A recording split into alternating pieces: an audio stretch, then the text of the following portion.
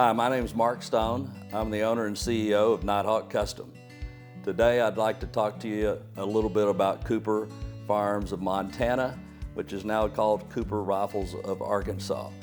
About 2 years ago, I received a call from Cooper, and they said, "Hey Mark, would you be interested in buying Cooper?" And I said, "Hey, I love the company, I love the quality. Let me send some guys out and let's do some due diligence, see if it's a good fit for our company." So once we went out there, we realized that, it needed to really start fresh if we were going to buy it. And so we decided not to buy the whole company. We just bought their name, their assets, all those parts of things, and then brought it back to Arkansas here in Berryville, Arkansas, and started a whole new company. It's called Cooper Rifles of Arkansas. And got started. We have a really great guy that's managing that area. He worked for Cooper for many years. His name is Glenn May. And Glenn's going to talk to you here in a little bit and tell you some of the things that's going on at Cooper. And I think you'll be impressed.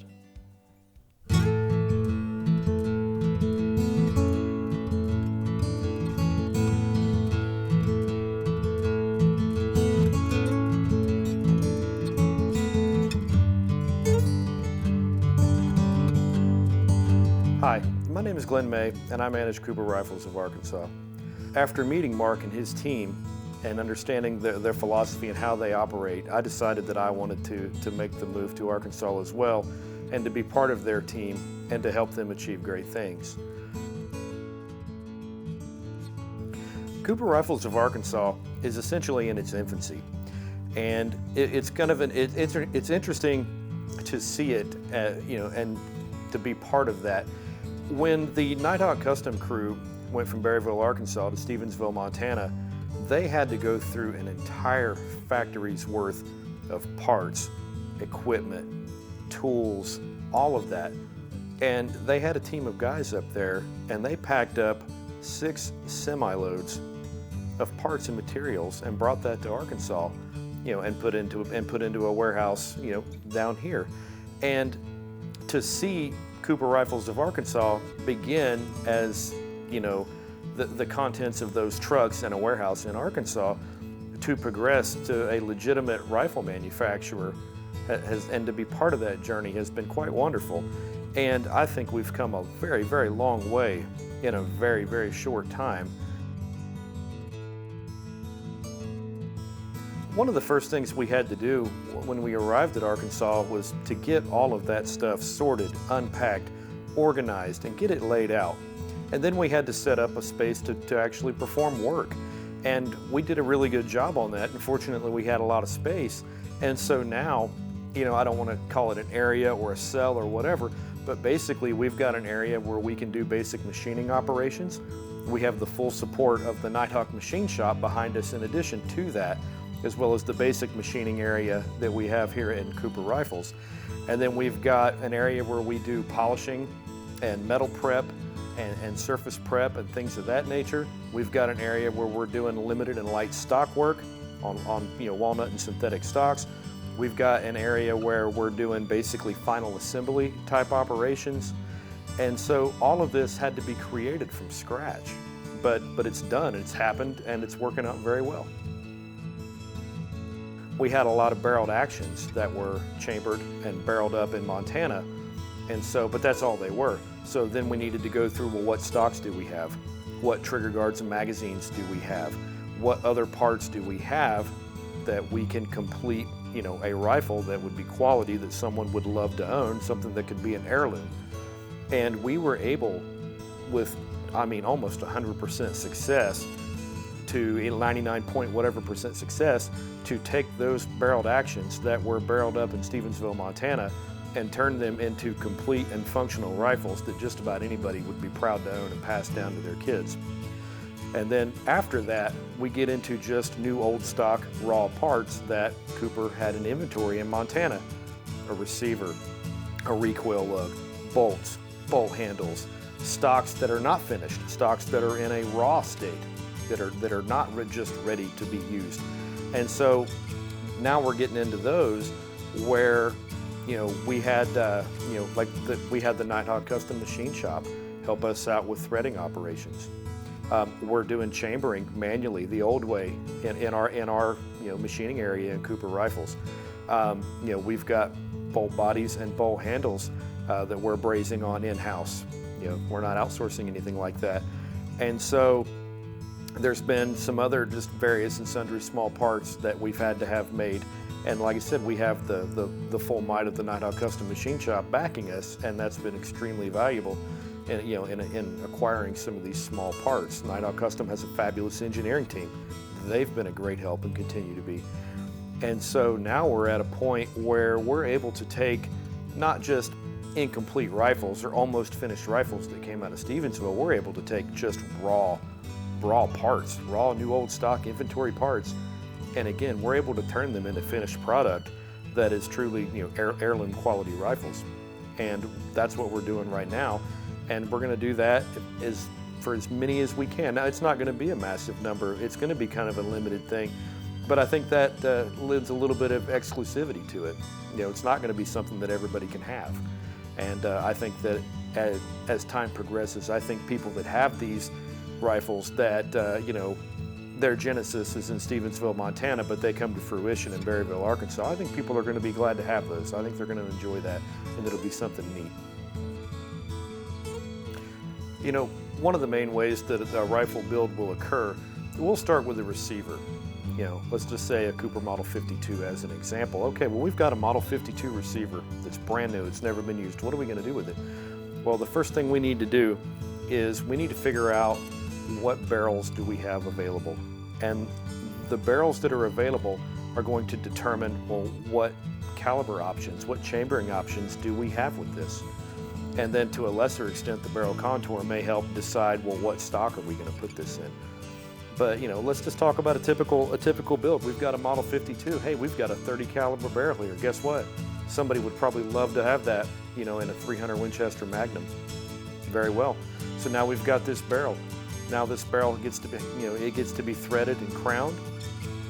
We find a bolt body with a Magnum bolt face, and we select the handle that we think has the styling that's appropriate that we want. We're going to get that handle brazed on, and now we've got basically a complete action and a barrel. Well, now we're going to chamber it, and we chamber it the old way on a manual lathe. We're going to get that all chambered up and head spaced perfectly. Now we've got this complete barreled action. Well, now we need to go look for a stock. Do we want walnut? Do we want laminate? Do we want composite? What do we have? And we'll see what we have, and then out of what we have, we'll pick what we think is the most appropriate for what we're putting together. Let's just say it's a composite. Okay, well, now that we have this composite stock, what color scheme would we like on it? We can have the color scheme changed to suit our needs within reason. We'll pick out the color scheme that we like. And once we have all those parts, we now have this complete barreled action. We have this stock. Well, then one of the guys, the gunsmiths that are in the final assembly area, they're going to complete that.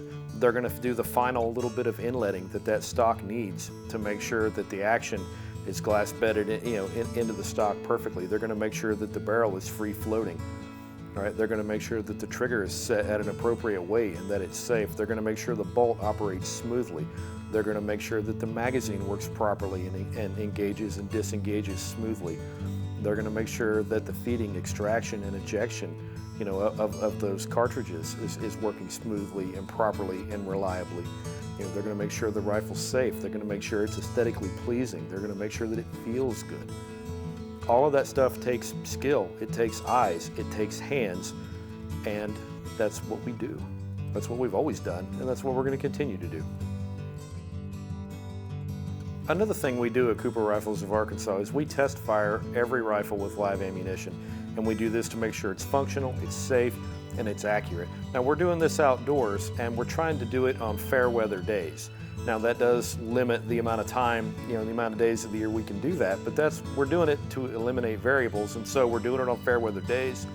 We're using a really, really nice bench setup. We've got bags underneath the front and the back of the rifle. Now, it's not, some kind of crazy machine rest. It's a person, and it's a bench, and it's bags. but it is as stable as you can realistically get. And you can't hit what you can't see, and so we're using some of the best glass that money can buy. We're using, you know, a 50 power Collis by Swarovski optic. You know, it's mounted on a solid steel Ken Farrell Industries Picatinny rail that's, you know, on the receiver.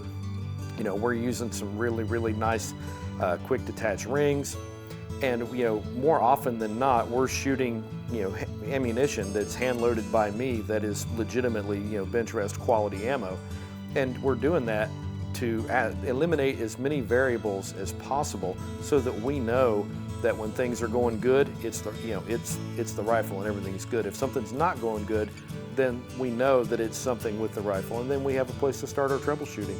But the other reason is it gives our customers an idea of what they can expect if they do their part, you know, once they own their rifle. It'll give them something to strive towards and know that it's realistically attainable for them. And I'll tell you what, they do it. They do it all the time.